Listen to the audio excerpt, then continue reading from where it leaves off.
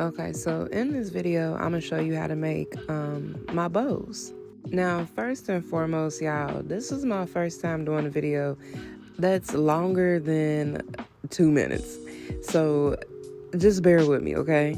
Okay, so I think I got this ribbon from Joann's, if I'm not mistaken. It could be Hobby Lobby, but either way, I got the wired ribbon because to me, doing these bows with the wired ribbon just works better than the other one. The other one, you know, is a little flimsy. This one, you can kind of manipulate and make it look how you want it to look.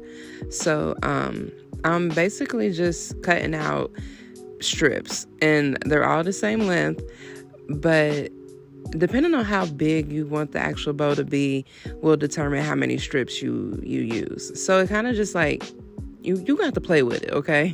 Now, I decided to use six strips in this video. But pretty much, like I said, make them even, and then you're going to fold them right in half.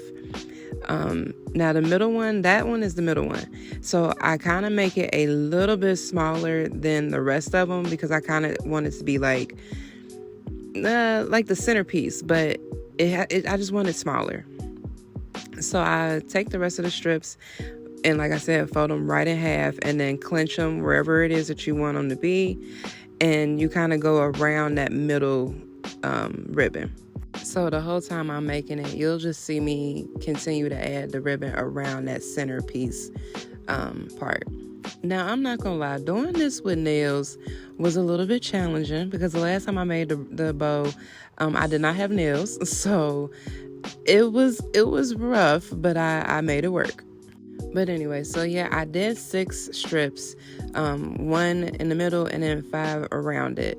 So after I put all of them together and I kind of like see like, okay, yeah, this is it, I take my zip tie. Now, some people use pipe fillers or the little tie that you put around like a bread bag or something.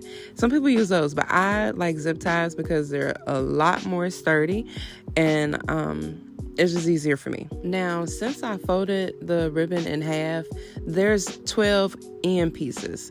I'm gonna just call them the tails. There's 12 tails, but I only want 6 to show. So what I'm doing is I'm just pulling out 6 different tails, but I'm trying to pick ones that are like easier to manipulate so that they don't kind of like bend backwards after I cut them. So you kind of gotta play with it, but you want it to match the amount of ribbon that is being shown. So if you got 6 petals, make sure you got 6 tails. And plus, it makes it look a lot fuller. Because if I would have made like 4 tails with 6 petals, I don't think it would have looked that great. But yeah. Now this part, take your time. Don't rush it. Count to 3 before you do it. Because my first time making the bow, baby, I cut it the wrong way. So to get the ducktail look, you want to fold it in half and basically cut upwards, if that makes sense. So you see how I'm kind of like taking the scissors and cutting upwards. And just a piece of advice, make sure that your scissors are either new or sharp, because when I first did it, y'all, I had used some scissors I found in a drawer, and when I tell you, I demolished that ribbon so bad, so I had to go out and buy some new scissors. But basically, you just don't go do all the tails, and then you're done after that.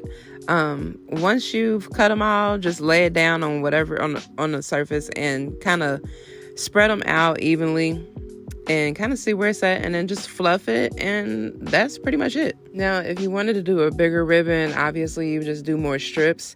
It might be a little bit harder, but go big or go home. Now, I know this is my first rodeo at this YouTube thing.